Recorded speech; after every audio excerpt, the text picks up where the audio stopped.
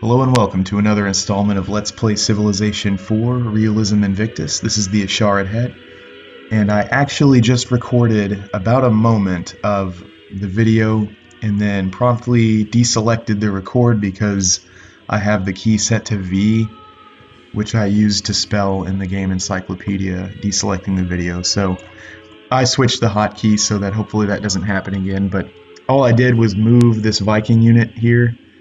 And we were actually just looking at the unit profile in the Civilopedia, which is a very impressive unit. 8 strength, inflicts fear, which is a first strike reduction for the enemy. Amphibious, I realize, has its own 10% strength modifier in addition to Mercenary, which does the same, and then its own specific bonus against melee. And Charge Mounted, it also inflicts collateral damage. And I didn't know this until today, but it also, or I didn't notice it at least, specifically targets melee units in combat outside of cities.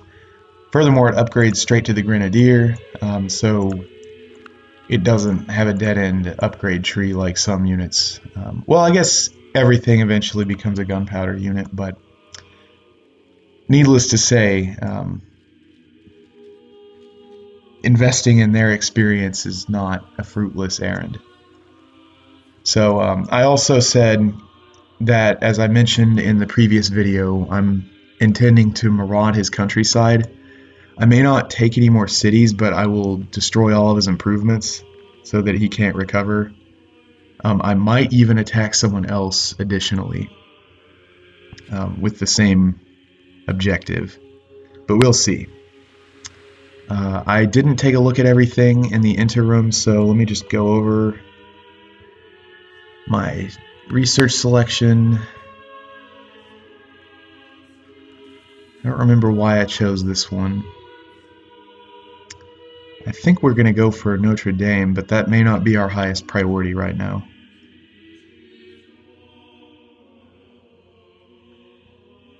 Yeah, we were going to do education for the university, and as I mentioned, that entails obsoleting our pagan temples, but that has to happen at some point.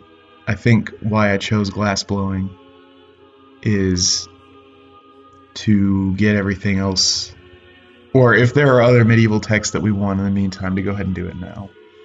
Crucible steel might actually not be a bad idea either. We might as well finish this since we're so close, and then we can build glassworks for the commerce bonus. That may have been the reason I chose it. I can't remember in any case. But Crucible Steel, Blast Furnace, +1 free Craftsman. That's actually pretty substantial because it's a Craftsman that doesn't eat, which I guess maybe is represented by the furnace itself. Can turn one citizen in means you can pay the opportunity cost of food and whatever else that population unit could do, but a free craftsman is just free. So outside of your investment in the tech, it doesn't entail any cost, and that's pretty attractive.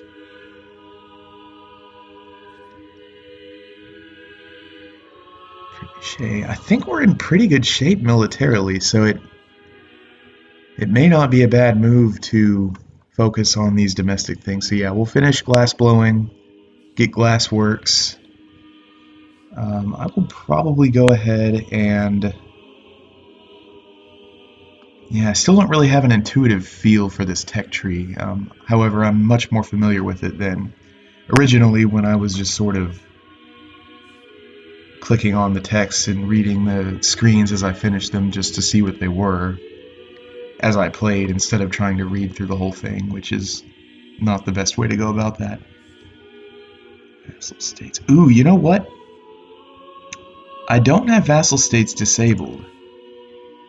So what I could do is bring Rome to their knees and then get them to capitulate as my vassal. That actually may not be a bad move.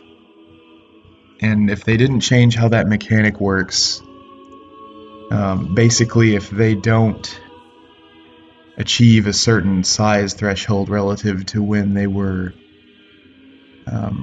enfiefed, so to speak, well, that's not the right term.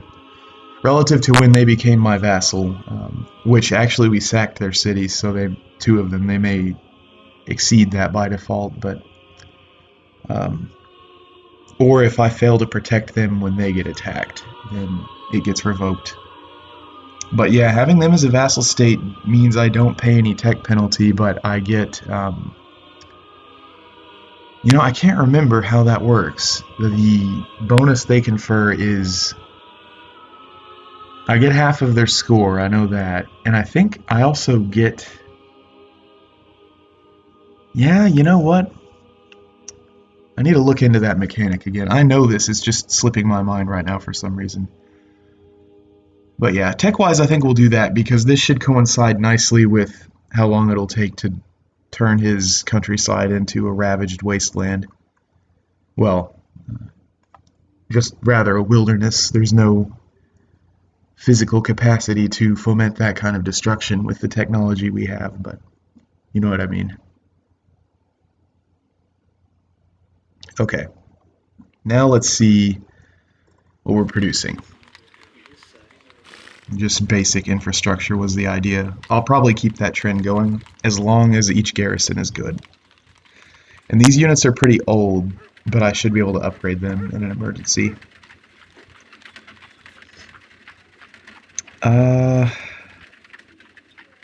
Two left. So let's go ahead and get these Vikings built, actually.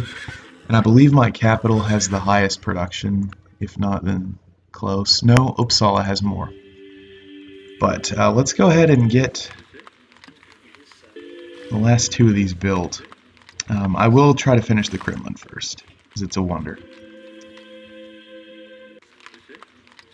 Keep our scientists. Yeah, 7 science per scientist is pretty great. +2 from Keom Seong Dai, and then our medieval great work of science, the compendious book on calculation by completion and balancing, plus what the I don't think we have any non-wonder bonuses yet, but universities will make each scientist more profitable as well. So definitely keep that. That is far and away the most profitable specialist to be working. I just want to check here and make sure I'm not neglecting any cottages or anything.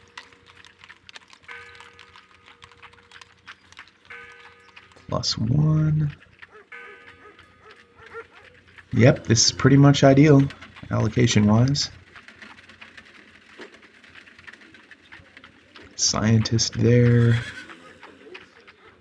Now, we have windmills, so 3, that doesn't even mean we lose a turn. Let's start working some windmills. Just grow a little bit more. This tile's better overall because of the extra commerce, but we want more population. Which right now we actually have a happiness problem. Yeah, you know what, I'll keep this here for now. It still is very slightly growing. Stagnant, we're building windmills. In fact, we have a couple up. But until mechanical engineering, I believe they aren't going to net a sustainable level of food output. And I don't really want to not work these because they're producing a lot of commerce. But we can at least add 1 commerce by doing these instead of the farms. Slightly better. And then once that's done,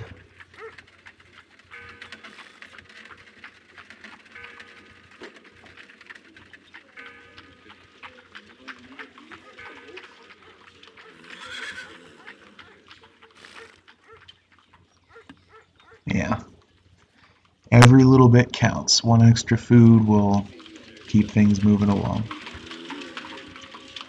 And was that garrison good? Yeah, it's fine. Yeah, I'm glad I built those levees when I did. Smokehouse.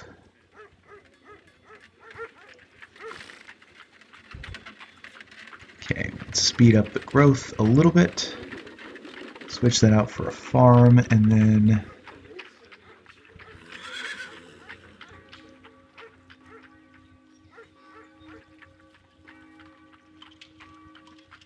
you know what?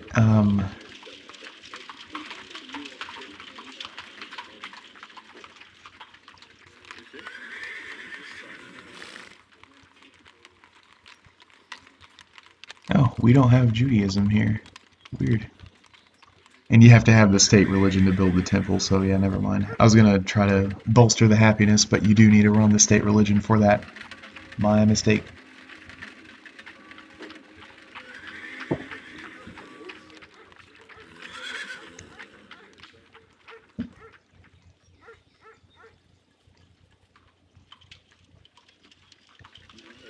Okay.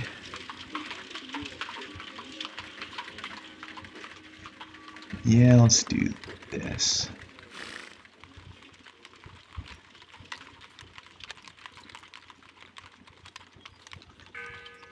We have a scientist here too, good.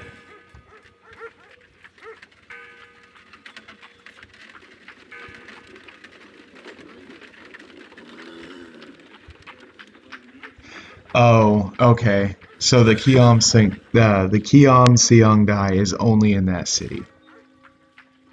Because we're not getting that same bonus everywhere else.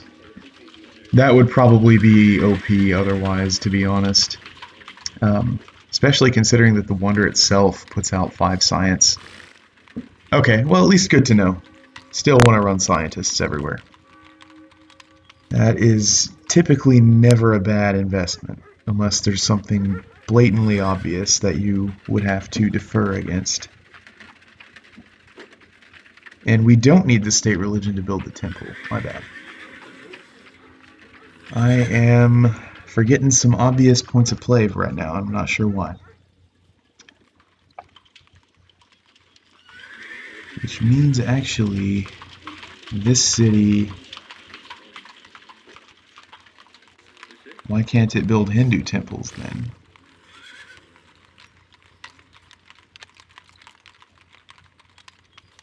It has the monastery. Okay, now I'm kind of curious about that.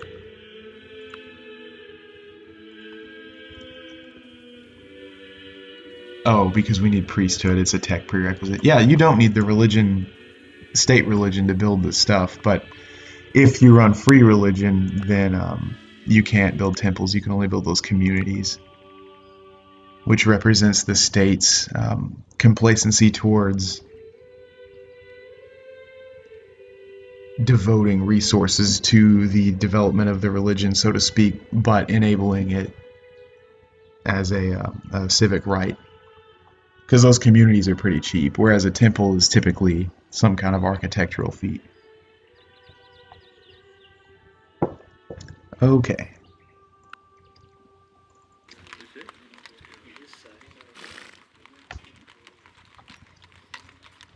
They are too food poor to put hammers into happiness. You know, I'm thinking a castle's not a bad move. You never know when someone's going to waltz up with a big stack. And then, yeah, grocer. Viking. I love how we've freed up all this culture. We've basically secured this big fat cross for the rest of the game, culturally speaking at least.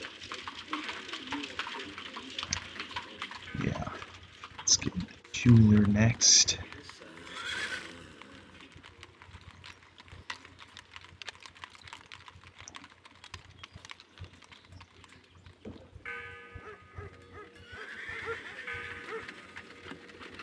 Okay. Alright. And then continue our rampage. I'm curious how he keeps getting those Mujahid. It's almost like it's by event or some other not normative genesis of the unit. Because he would have sent them in with his original stack, I would think, but he's been attacking me like every turn with these things. 5 allowed. I mean, as far as I know, you can't, but whatever. Anyway, yep, let's keep going.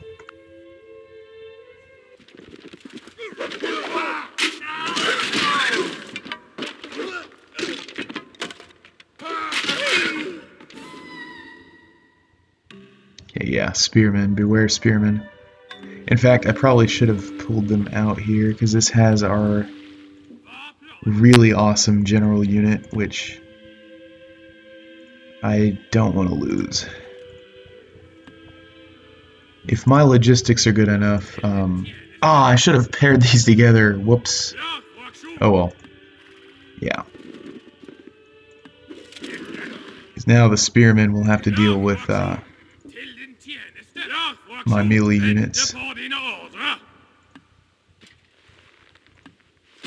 who have cavalry aid because of the stack system. That's one of the strong points of this mod. In fact, that may have been the very first major mechanical change that inspired this mod, is the stack composition and logistics, that's a really good feature. I mean, there are things like supply lines and such where this game does not really faithfully model, but I'm okay with that, especially since it's only with industrial and later wars that is especially meaningful because of how forage facilitated supply for the most part for a lot of history. But if you overstack your units, they get crowded and they take a penalty. But different kinds of units provide different stack aids, and to varying degrees based upon how prevalent they are. So that makes combat a lot more fun, I think. And then also the way siege weapons have been changed is great. You can't just blow units to husks. And my favorite piece of literature, Henry V, leaving them but the shales and husks of men, came to mind. But now it's not until gunpowder artillery that you can bombard units directly. And even then, it's something between negligible and especially effective, so you can't really rely on it early on. Initially, siege basically just exists to reduce city defenses, which makes a lot of sense historically. How many more turns do you have? Yeah, because that was, I mean, as great of a game as Civilization 4 is, Warfare felt pretty cheesy. It was like, and also just honestly unrealistic. Can you? It's more of a wars were more of a question of, can you field this army larger and faster than your opponent, and there was a lot of rewarding strategy in just that aspect. But the actual fighting, for the most part, felt a little shallow, because if you had a stack composition that was like 60 or 70% siege weapons, which makes zero historical sense, then you could just obliterate enemy units with collateral damage and then mop them up with anything. And yeah, there was the defensive stack mechanic with the defender advantage. If you put one spearman in, then any attacking horseman has to fight its strongest individual enemy relative to it. That was there, but I mean, when you can just waltz in and turn everyone into, if you could cripple them with siege weapons, even that didn't really matter. But you can't do that in this mod, which really means that it realizes the uh, multiplicity of unit types that the original game kind of was intended for. So, really strong feature, I think. You really do kind of get that rock, paper, scissors dynamic when that siege exploit is taken out. But siege wasn't just removed, it makes historical sense for what it does. And later on, when siege weapons really become scary and powerful, like real wars witnessed in Franco-Prussian War and the First World War, you do get that kind of cheesy game level of, you can just obliterate opponents with siege, but only at the time when that historically happened. So, bravo, in my opinion, with that one. Ah, good, the Maya soaked up this with their culture. Clay must go through the heat and fire of the furnace to become porcelain. But once porcelain, it can never become clay again. Okay. Distilleries and glasswork. Kind of curious how maybe for balance reasons they put this here, but I'm curious how, oh, glass, alcohol, my bad. How else would they store it? They're going to put their whiskey in animal skins. I kind of doubt that. By the way, can we build any of these? I don't think we have 2 wine, and I don't think we have 2 wheat, but if we do, we can get a luxury. Alright, we got the Kremlin.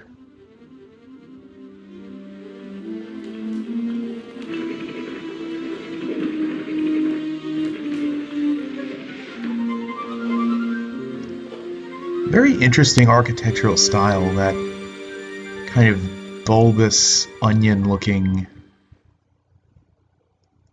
crowning capitals of those minarets.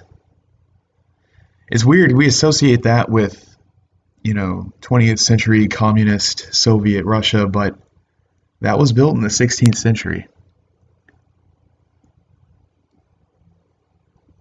Okay, so we have a huge city maintenance thing. It should have been 10 or 15% if I remember right in every city, and we can already see that our maintenance was reduced considerably.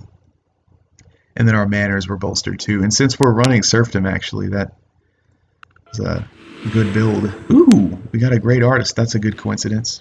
Peter Severin Kreuer. What one does on the spot in the nervous ardor is always better than what one does the day after in the tranquil light of the studio. When one is sitting outside and one knows that in 10 minutes the atmosphere will be gone, one does not argue, one works away with raging zeal. Okay, kind of curious what he did. I guess he's a painter. All right. Ah, yes. All right, we are coming up on the end. Well, are we? Let's see.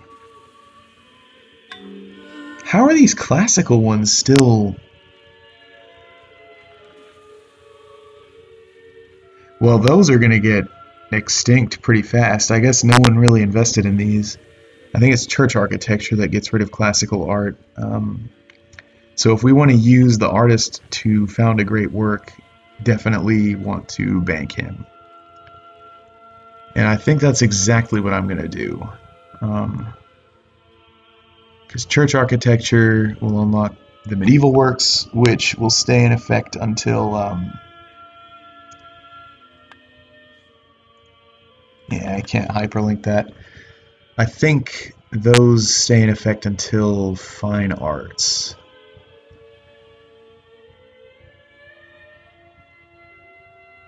Yeah, I guess I'll check the pedia. Guess these are buildings.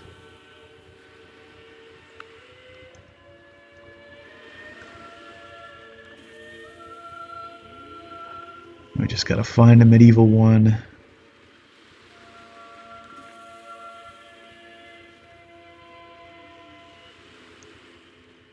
Critical thought. Oh, okay. Oh, I'm stupid. Renaissance art is its own thing. My bad. Yeah, we're not terribly far away. Okay, so the Statue of David. I guess nationalism gets rid of Renaissance art. Oh, that's a beautiful one in real life. Yep, okay, so nationalism gets rid of Renaissance art, it seems. So if we want to make good use of that, I should time it accordingly. Discontinued. Oh, man, how many of these mistakes am I going to make? Discontinued is not obsolete, so in terms of culture output, they'll still be there. You just won't be able to get that era's great works anymore. So I guess 10. They must stack with era. So the ancient put out 10. Medieval put out 12. Renaissance put out 16.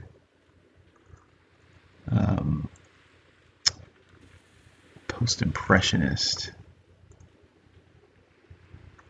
Maybe they aren't the same in every era.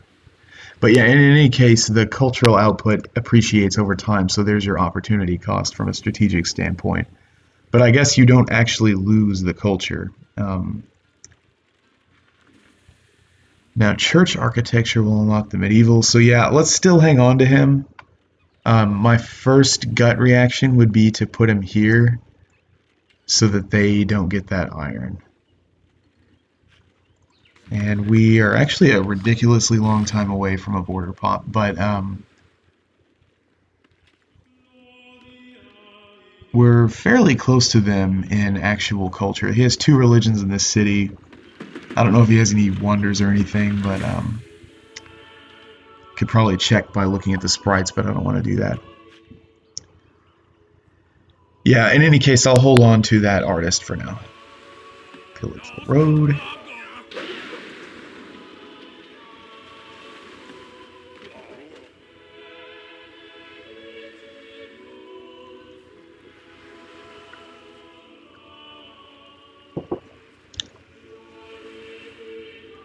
"27 turns till another one, too." Venice, no. You know what? Was the Kremlin what gave us that artist? It might have been.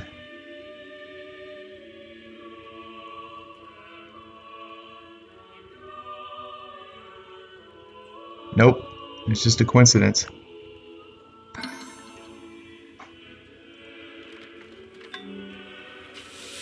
Yeah, I don't think anything is going to attack even an individual Viking unit just by itself.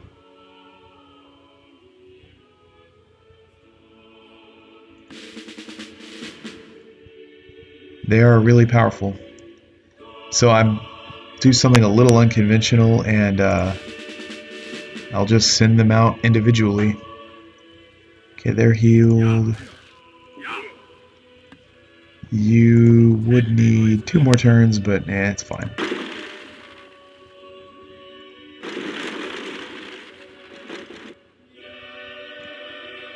Funny that he was the one who attacked me. If we're gonna have to obsolete our temples anyway with theology, we might use him for a tech bulb, I don't know. And we actually have a lot of money, so I'm gonna research a little faster.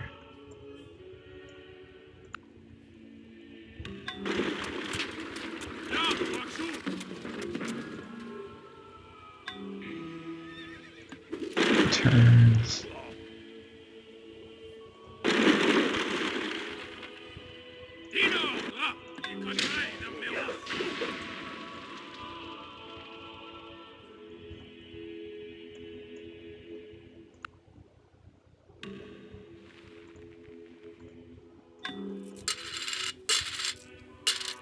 Alright, let's see what you've got.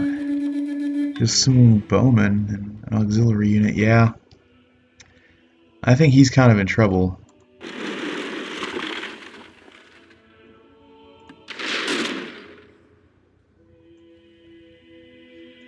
Okay, Tikal separatism, 3%.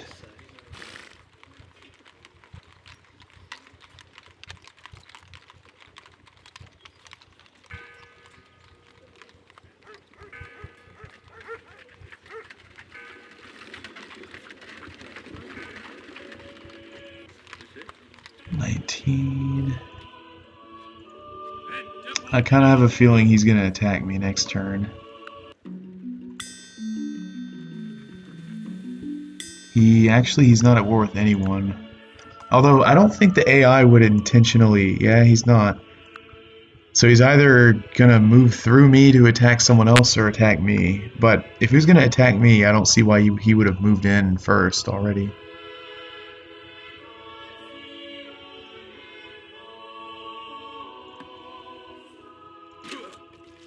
Okay, shift 1 unit over. Okay, he pulled south for some mysterious reason.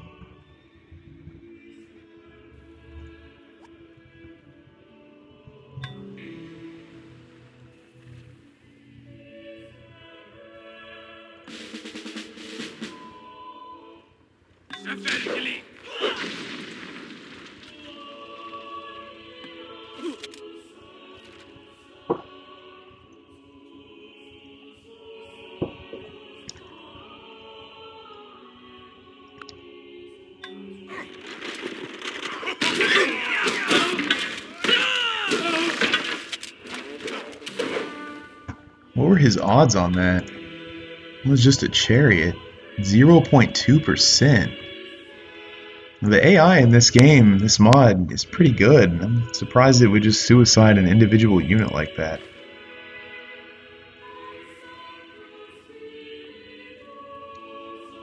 When they refound, I don't want them to use the farm. Okay. Goodbye, horse resource. Probably should have done that already, but whatever. And everyone can move again somehow.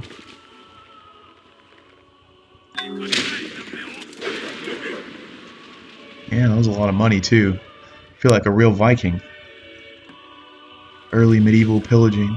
Although they would have been a few hundred years later, but still.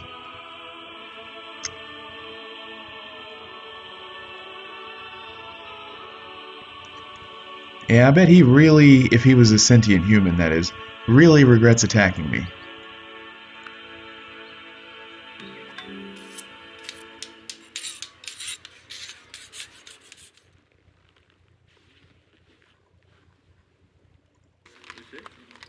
Yeah, still plenty of happiness.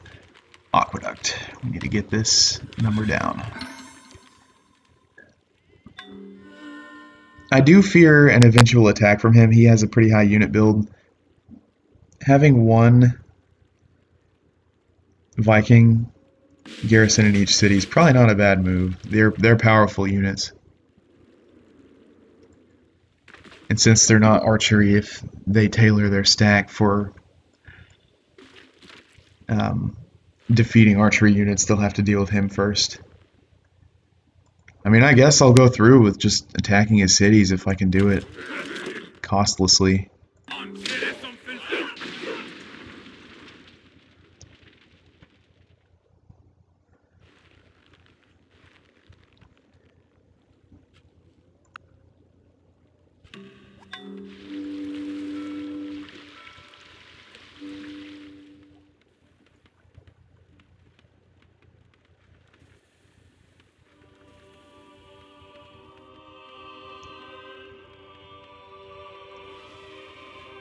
Yeah, this is probably the city to do this in.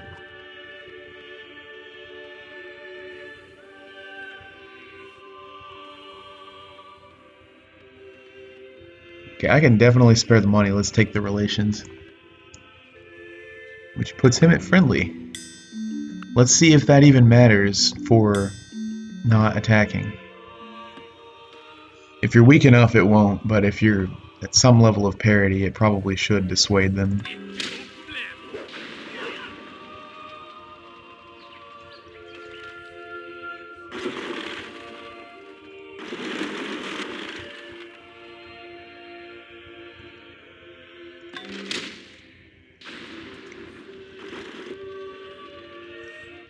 There's a cottage here still, I think.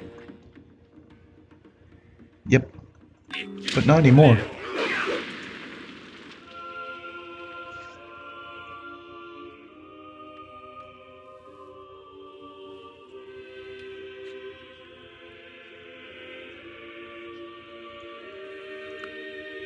Yeah, so he's not even going to be able to refound this city. It's the ruins are in our cultural borders now. Okay, the Mayans attacked Poland. Interesting.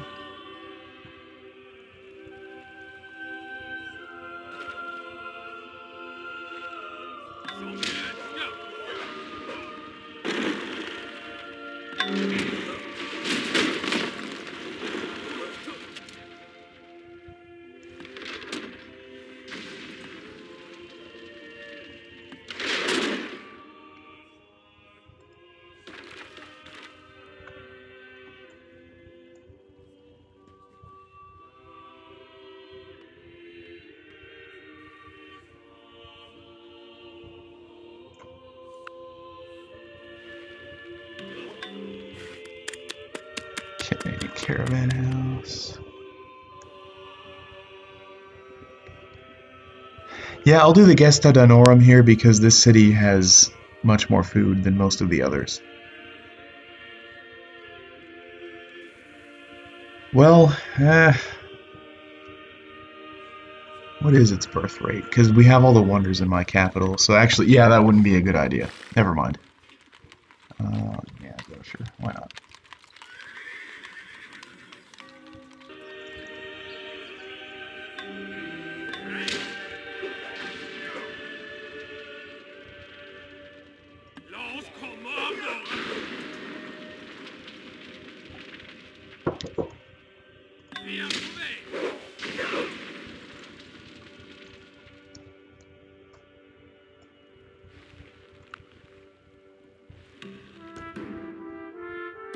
Yeah, you know what? I might actually want to do that.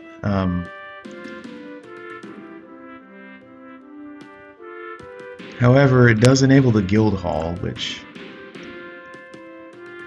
that is doing us some good.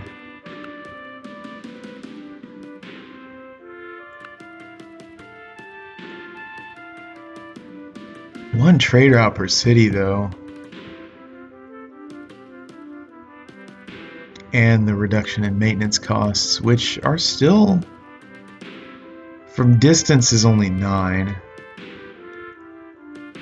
But yeah, that extra trade route's pretty cool.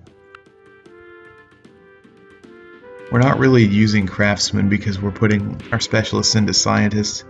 And we're not really hurting for hammers, so yeah, let's go ahead and do it. It's going to put me in a revolution, but we're fine for now. Okay. You don't have any worst enemies either, so... I don't think you accepted a civic from our worst enemy is a thing, but... Yeah, now that this farm got its irrigation cut off, it's all dried up.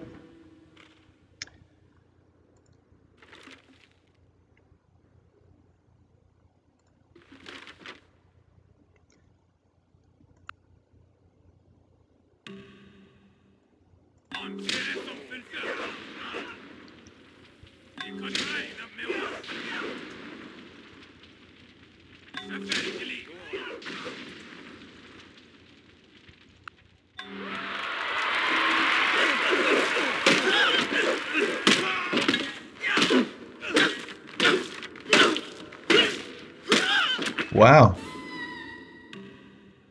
That had to have been some good luck for them. 35%.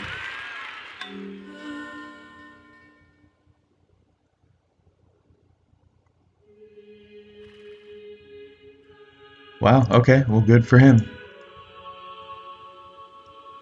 Took out a pretty powerful unit.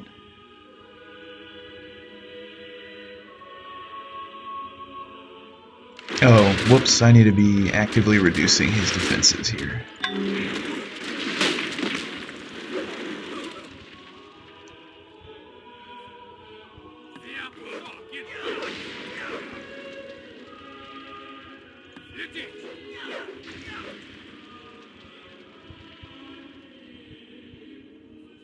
Yeah, this does have a... See, this is so cool. I mean, you think you're safe with your heavy infantry, but these pretty cheap, fast-moving units have a bonus against them, so it is strategically risky to just send out a stray, even powerful unit. So with his bonus, 50%, we have a 25% on hills, and we are way stronger. So he probably shouldn't win this fight, but still, just to illustrate the point.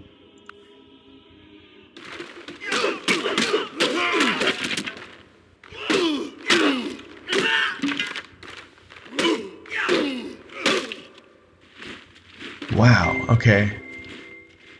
Ich werde meinem Herrn treue Dienste leisten.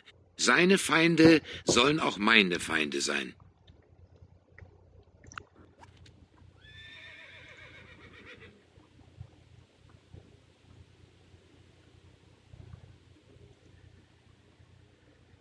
Okay.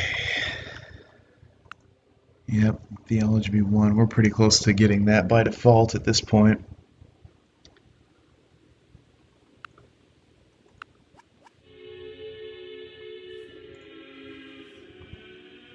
Okay, he almost won that one too, which that was a 5% chance, so it's just the AI's stupid luck. Pull him in and heal.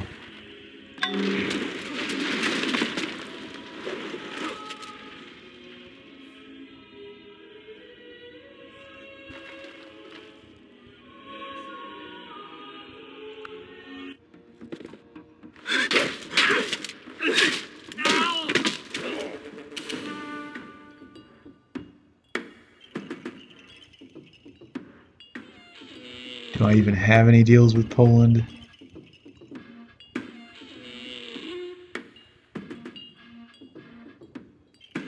Just open borders. Yeah, I'll do that. Let me see if I can get him to friendly. Nope, that didn't even make a difference. However, if I said no, it would have, so yeah.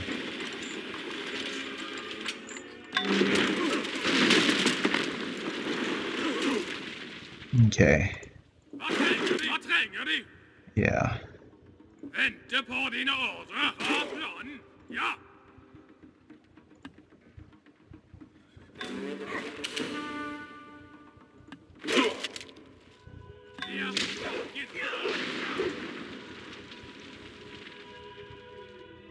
Okay, will he capitulate right now?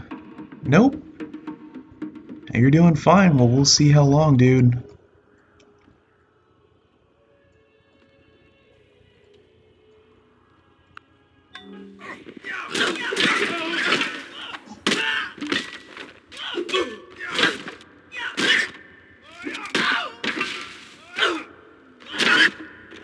What is the deal with his...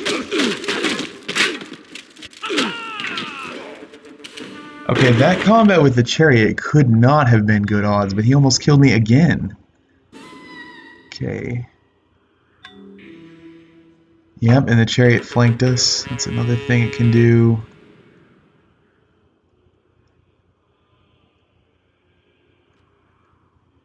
Yeah, the chariot, 3.7%, and it almost killed us. And it has 0.2 health itself. You know what? 2 can play at the game of throwing worthless ancient era units around. How does that feel?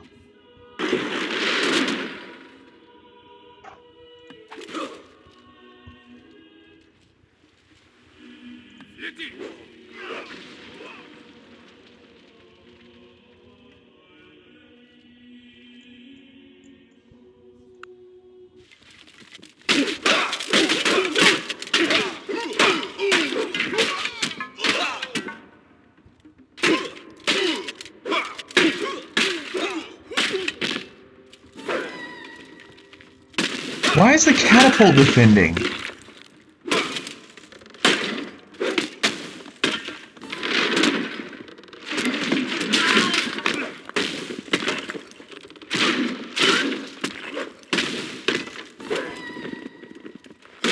And once again, where are these horses coming from?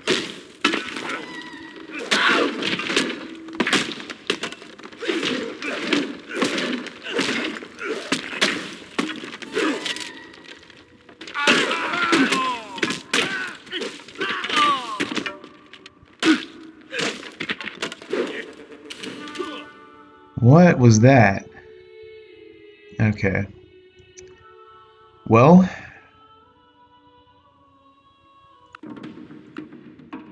he still won't capitulate. What will he give me, though? He will give me something, so he knows he's losing. I don't want to lose a great general unit.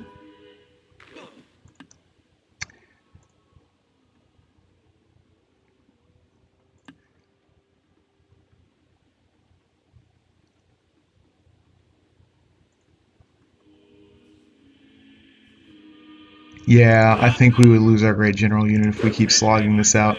He's got some stupid good luck. His, like, almost killing me with these low single-digit percentage attacks, but whatever, it is what it is. Okay, you know what? Here's what I'll do. I could consolidate the stack and just... Yeah, he has peasant servitude and he's spamming these levies. He didn't have those a few turns ago. We hurt him pretty bad. Let's see. Let's grab just a little bit more EXP.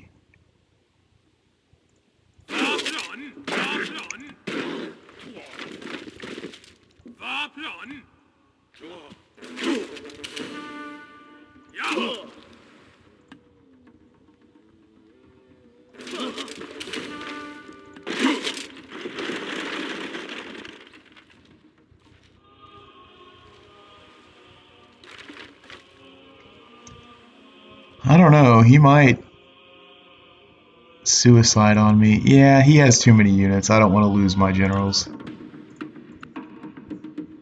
He definitely lost a war that he started. He won't capitulate though, will he? Let's see. That's fine, I'll take that.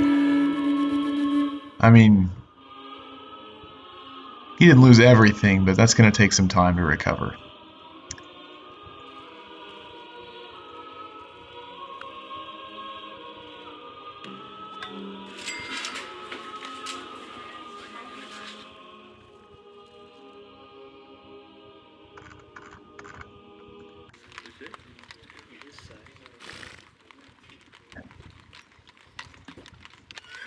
Yeah, this isn't really a production city.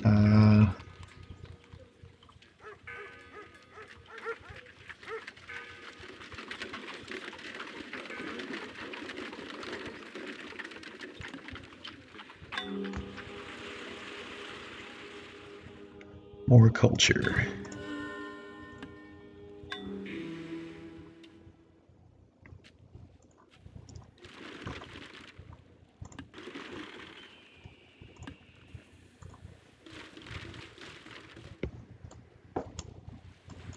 Yeah, that was pretty good success on our side. We eliminated the cultural pressure here, and actually, because of the vacuum being filled by Maya as well, he can't realistically resettle this city.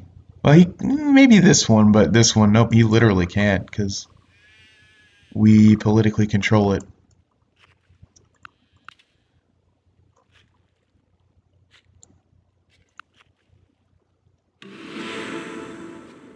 We are the highest culture in the game. Nice.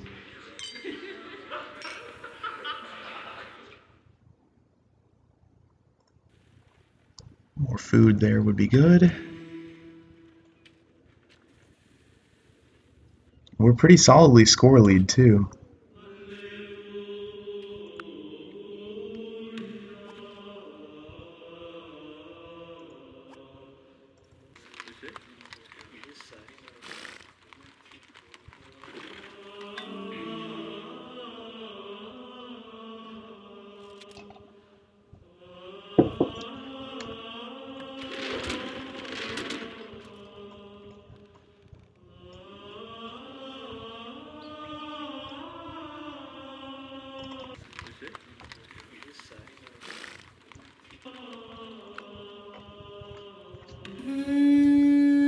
Will become a vassal, Askia Muhammad.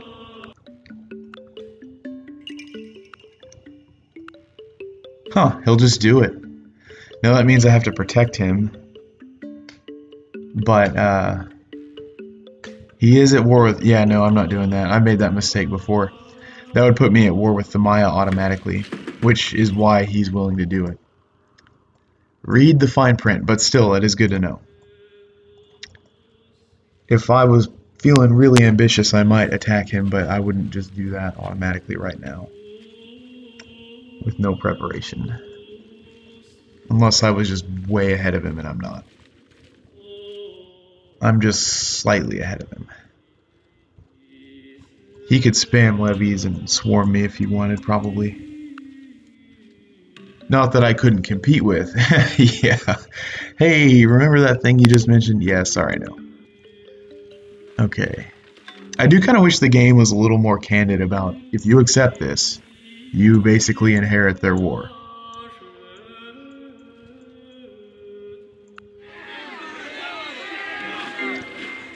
There never was a good knife made of bad steel.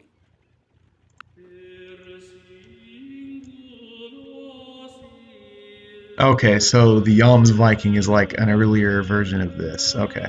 I mean, admittedly, it is sort of different, but you don't need Crucible Steel for it.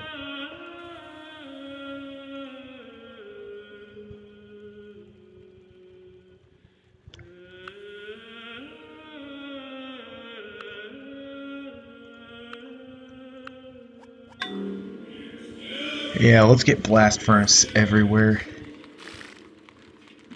I like that building.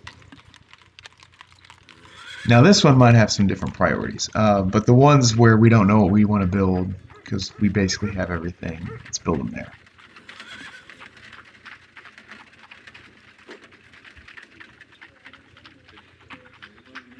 Yeah, it's going to be a bit. Okay, let's rephrase that. Let's generally build blast furnaces where feasible.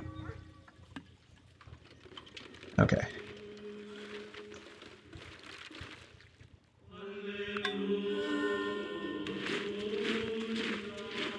Oh, right, the slaves. That's actually quite a bit of them, too.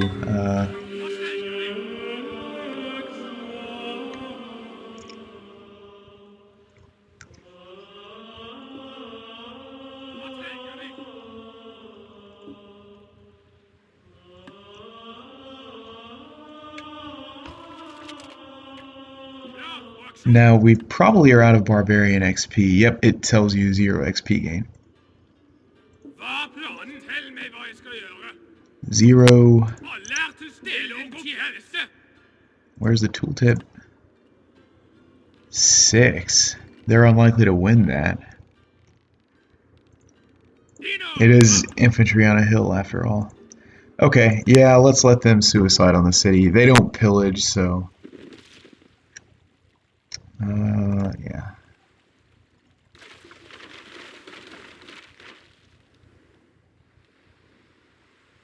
Well, I don't know. That's a lot of units. Might want to reinforce with them.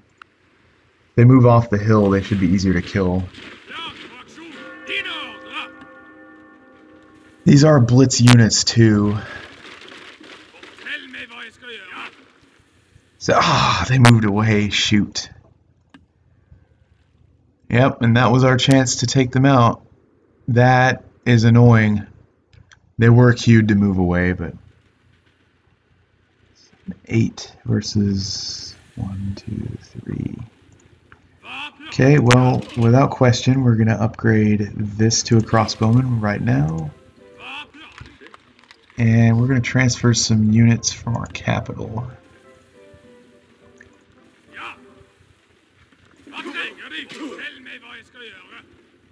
Oh, we still have an engineer, cool. Yeah, units are all the same, so you can keep the old ones and they'll still, for separatism reduction purposes, that is. Okay.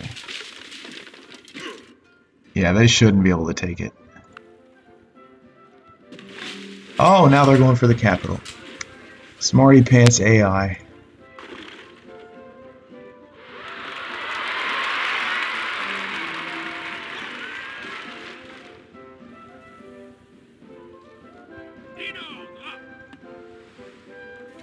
Okay. That is nice when you have cavalry and paved roads. You can move around pretty fast.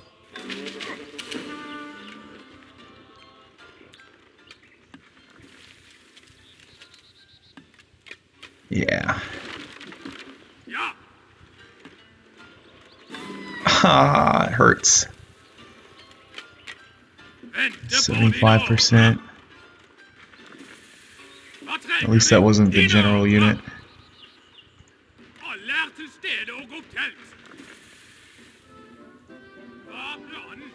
Okay, crossbow and 2 feudal levies. We can just shift them around. They'll probably move to this jungle next.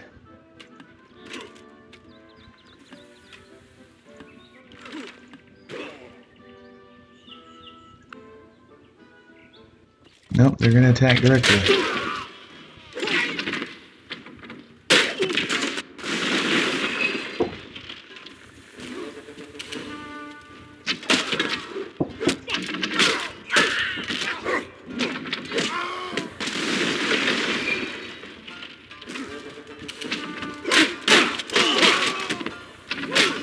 Yeah, it may have been a bad idea to attack on 75% when they're gonna suicide against walled cities, but eh. It was just a regular unit, it wasn't my general one.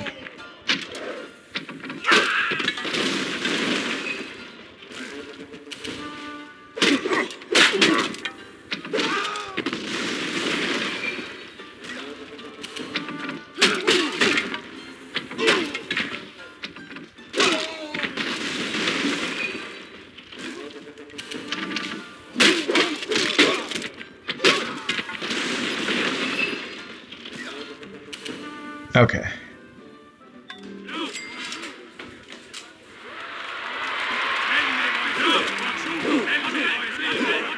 Wait a minute. Was that my general one? Oh, was it? No. That... Nah. Yeah, that was stupid. I should not have done that.